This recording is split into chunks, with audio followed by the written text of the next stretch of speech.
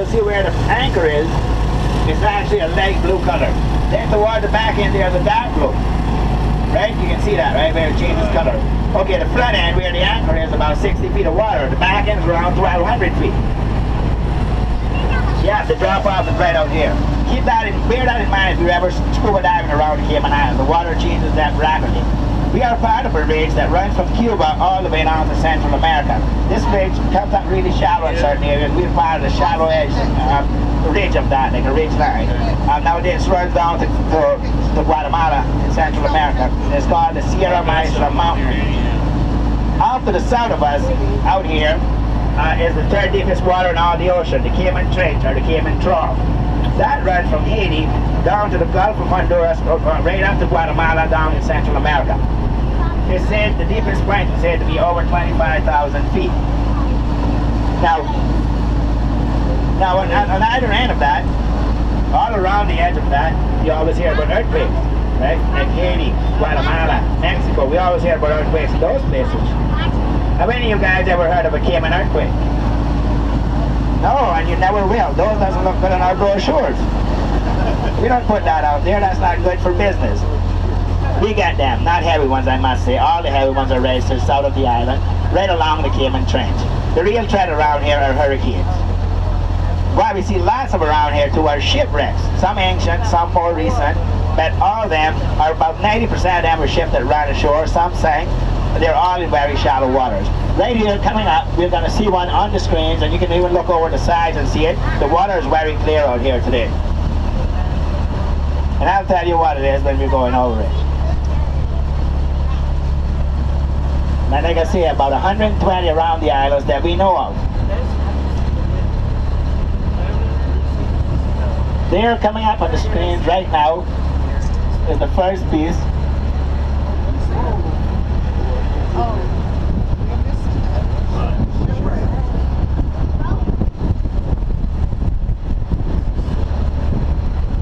You can't see it? Okay, I thought you said that there is the wreck of the the Cali. This was the Cali. The Cali was a Colombian freighter. These guys were approaching the Cayman Islands. A few miles off, they started taking on water. Unfortunately, they were carrying a cargo of bulk rice. That didn't really help. As you all know, rice absorbs water, and it does another thing, it expands. It gets heavier. They pump, they bail, they even dump some of the cargo, but not enough to keep it afloat, and it ended up on the ocean floor right here, 18 feet of water, 1948. So the wreck of the Cali, Colombian freighter, 1948. Very shallow waters and very close to shore. Just picture being this close to shore and your ship went down, you know. We might think because it's close to shore that all of them survived. Not necessarily so. There were quite a few factors that didn't work in their favor. And number one, it was the current. If you notice, if we start this engine right now, you can feel that the current is actually taking us away from the shore. It'll pull us toward the drop off. It's not taking you toward the shore. As the weather gets rougher, these currents become stronger. It's hard to swim against that, even if you are a strong swimmer. And about 30% of sailors, up until the 1950s, 60s, did not know how to swim. We might wonder why, but of course it would be simply because they didn't have a lot of training. The International Maritime Organization did not exist back then.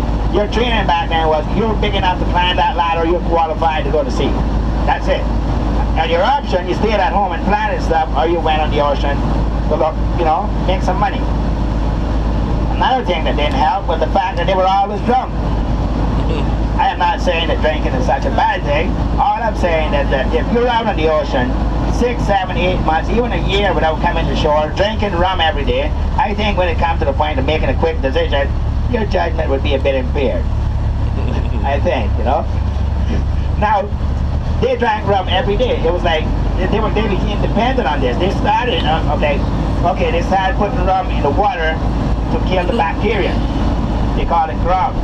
But of course it got to a point where every day they had to have that, where they were out to sea, in the port, wherever they were, they had to have that. Speaking of impaired judgment, have you guys ever seen, any of you guys ever seen a mermaid? You heard of them, right? You never seen one swimming around the ocean. And you never will. Those guys back then, sailors back then, this is where the men of the hurricane came from. The this was like guys would go to sea, so even up to a year on the ocean without seeing a beautiful lady, drinking rum every day, and a manatee would come to surface and they picture that as a beautiful lady. Have you seen a manatee? Okay. I would have to be on the ocean for a very long time. Drink a lot of tequila to confuse an ugly manatee with a beautiful girl. I don't know, that's what I'm thinking. Maybe I'll have to try it one day. Now here, where this ship is, that little cargo ship, not a very big one, but that's right there. Mostly those sides are the freighters that come into the Cayman Islands because of the shallow water here. That is where our freight is brought in. Even though we are a British island, you'll find that most of the product that is consumed here is actually American product. We are a lot closer to America. And one of these ships could leave Florida today and be here tomorrow morning. Not so if they were coming all the way from Europe. Of course, it would take a lot longer, and freight charges would be a lot higher. So cost of living would be higher, so we get most of our product from America. Now, you'll see right-hand drive and left-hand drive cars because there's no restriction on where we import a car from. What you don't see here is a cruise ship dock. Ever since I came to the Cayman Islands about 20 years ago, politicians were talking about building one. And this morning they were still in a meeting talking about it. They have not laid the first pillar yet. And if you spoke to a politician here and ask him why we don't have a cruise ship dock in Cayman, he'll give you a million excuses, but none of them would be true. The reason we don't have a cruise ship dock here is because some people here do not want one. The guys that own the tender that brought you ashore and going to take you back out today are a perfect example. These guys don't want one, and they're funding the campaign for about 80% of our politicians. So you do the math. All right, look at your screen now. Again, there's another shipwreck on the screen right now. Coming up in the center of the screen, that little piece of thing encrusted with coral and stuff, that is the old propeller. You'll see the engine block in a bit. Coming up right there is the engine block. Kind of off to the side of it. That there is the wreck of the Balboa. The Balboa was a Spanish freighter, and these guys were approaching the Cayman Islands with building materials. They got lumber and lots of other building material, whatever else they used back in 1932, and they got caught here in a hurricane, pretty much torn apart in 1932.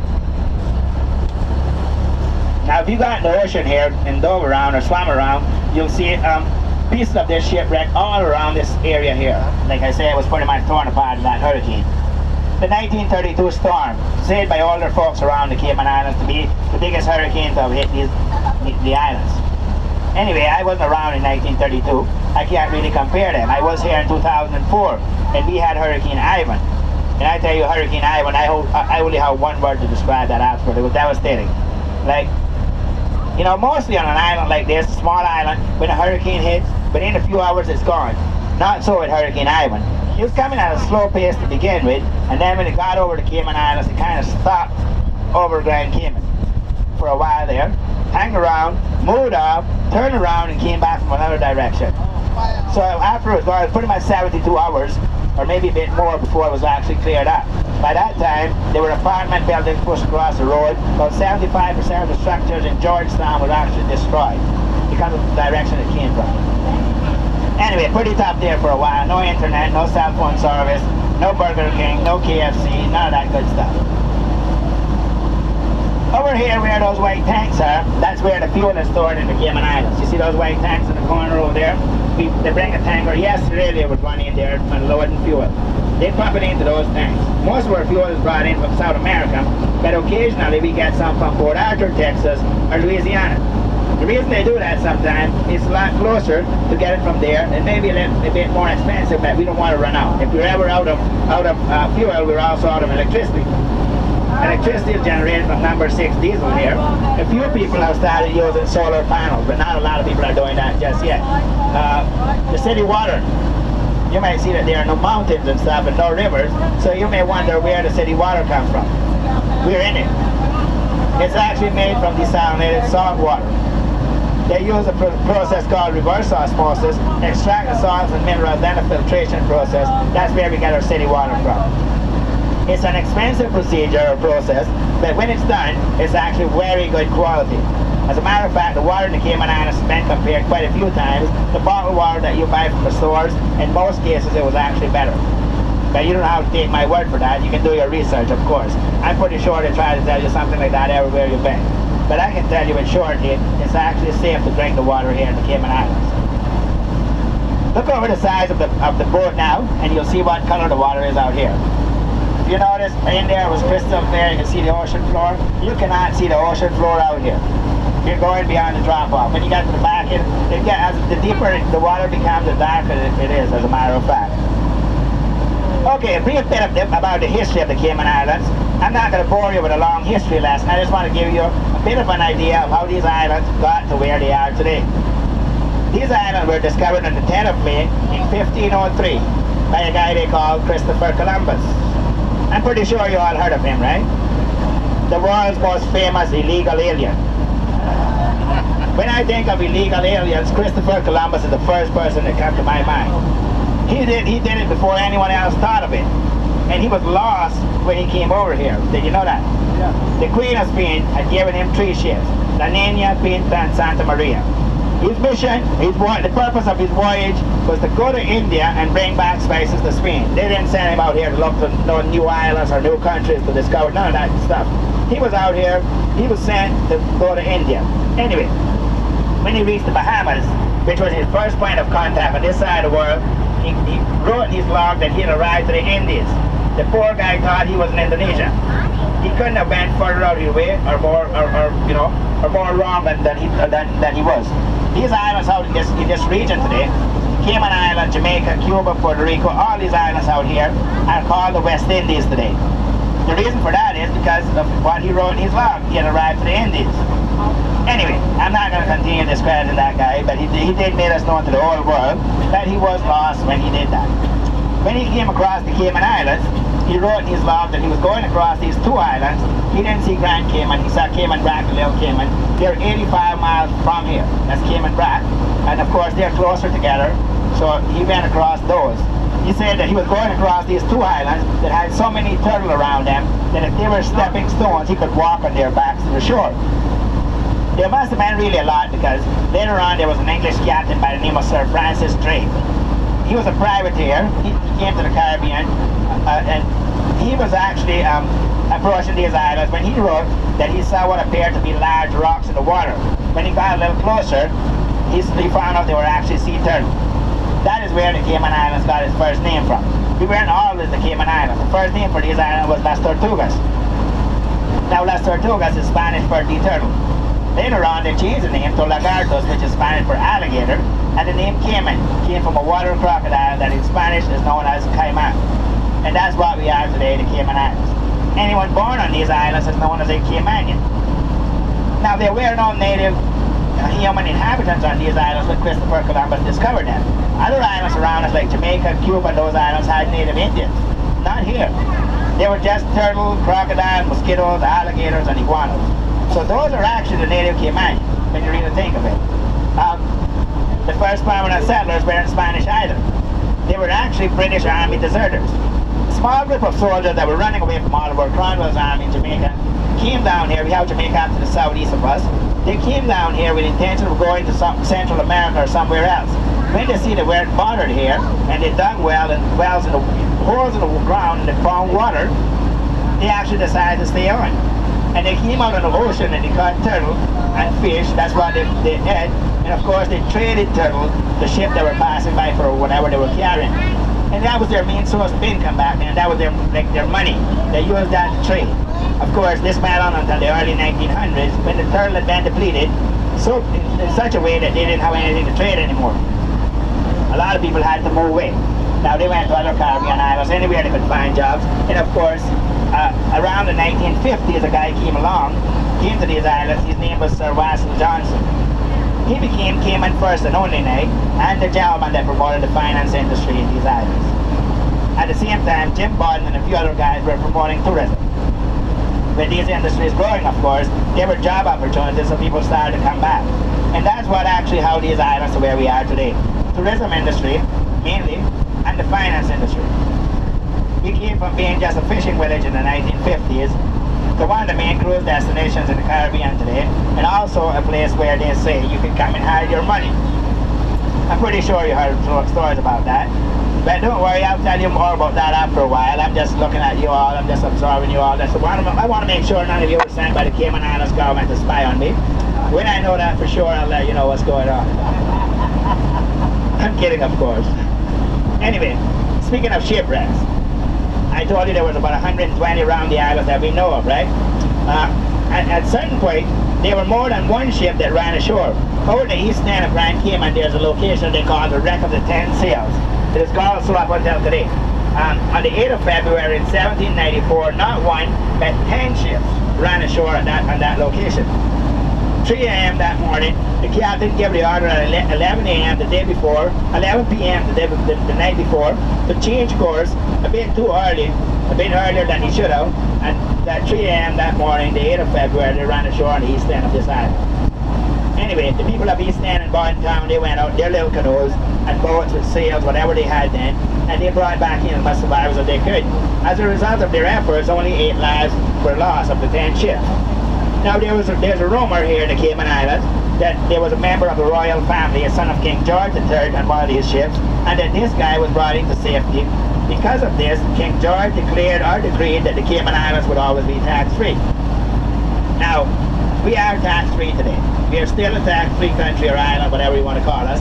But whether this story is true or not, I don't know.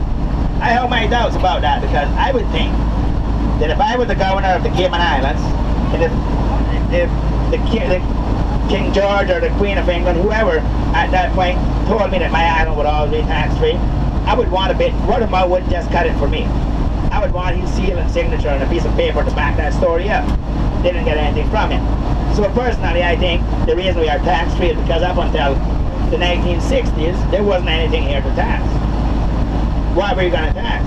Mosquitoes, alligators, iguanas, turtles. There were no money in the Cayman Islands. They gave you 10 mosquitoes for every 100 we had, or something like that. I don't know. Anyway, that's my opinion, of course. That's not legislated either. Anyway, speaking of going on, you guys heard of Spanish galleons, right? A Spanish galleon was a ship that was carrying gold, platinum, and silver from this side of the world back to Europe, or to Spain. A few of them went missing in the Caribbean. Some up until today that no one knows where they ended up. Right here along the 7 Mile Beach where that tall building is, right, the tallest one at the end down there. Back in 1971, there was a place there called the Holiday Inn. A couple from Dalton, Georgia was visiting, and they came out to snorkel after there was a nor'wester.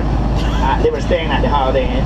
Right in the front of that, they went out there. A nor'wester kind of stirs at the ocean floor a bit. So while they were snorkeling, the wife saw something shiny in the sand. She dove down and picked it up. It was a golden cross about that size, encrusted with diamonds. Now she got her husband and they went back out. And of course they dug around and found a lot more. They left the Cayman Islands the following morning. I probably would have too. When they cleared customs in Miami, they were carrying over $1 million worth in gold, platinum, and silver. Of course, other folks went out at that location when they heard of it, and they found more parts of the ship and more gold and silver, whatever. And they found enough parts of the ship to prove there was a Spanish galleon that had went missing from the late 1400s. Now, if you found one of those today, it would be valued a lot more money than it did back in 1971. But the difference is that back then, it was finders keepers. Today, it's not like that. Today, everything on the ocean floor out here belongs to the Queen. And if you found it, being a good citizen, of course, you would turn it back into the Queen, and she would send you a nice little certificate about this size, not even a full sheet, a half sheet, to remind you of what an excellent citizen you are. But no money. I'll tell you this. I don't know of anyone here in the Cayman Islands that has one of those certificates from the Queen. And if I ever found something out here, I don't think I'd be the first to get one. I have my doubts about that. I don't encourage you guys to break the law, of course. If you found anything while you're on vacation, I advise you, well, if you want to report it, do so. But first you report it to me. My number is 928-0230. You don't have to break the law, I'll do that. Alright, we're going up on the reef here now where we're going to feed some fish. Sorry, sir. You're going to see some of the fish that are around the island. And there's lots of them, as you'll see in a bit.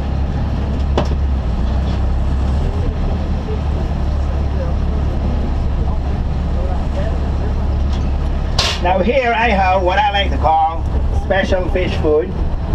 Something that looks exactly like bread. But please do not be fooled by that. This is a special design made in a special lab by special scientists. Let's see if we can attract some fish now. Or maybe we'll get some snorkelers. Let's see what comes first. There they come. We didn't even have to sing the fish song today.